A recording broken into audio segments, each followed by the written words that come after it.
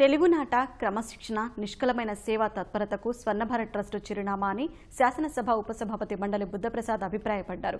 Kamineni hospitals ఆధ్వర్యంలో కృష్ణా జిల్లా ఉంగుటూరు మండలం ఆత్కూరు స్వర్ణభారత్ ట్రస్టులో నిర్వహించిన ఉచిత మెగా వైద్య శిబిరాన్ని ఆయన ప్రారంభించారు. రోగులకు ఉచితంగా వైద్యం, మందులు పంపిణీ చేశారు.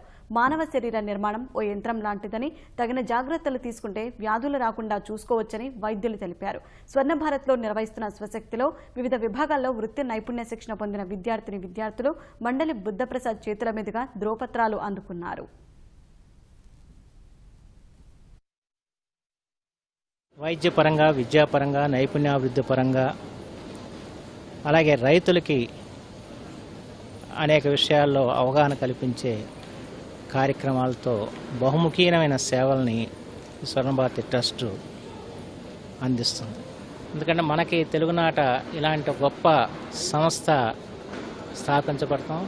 ఇది ప్రత్యేకించి యువకులకు ఒక ఆశాజ్యోతిగా ఉంది. వాళ్ళు చాలామంది ఇక్కడ నర్సింగ్లోను, అలాగే హోటల్ మేనేజ్మెంట్లోనూ శిక్షణ పొంది అందరికి కూడా వాళ్ళ ఉద్యోగ అవకాశాలు కలిగి అంటే చాలా ఆనందదాయకమైన విషయం.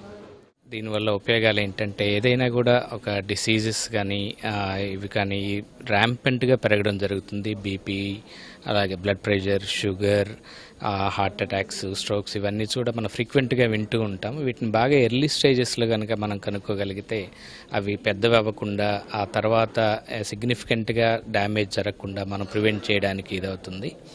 దాన్ని దృష్టిలో పెట్టుకొని చేసే క్యాంప్సే ఇవి.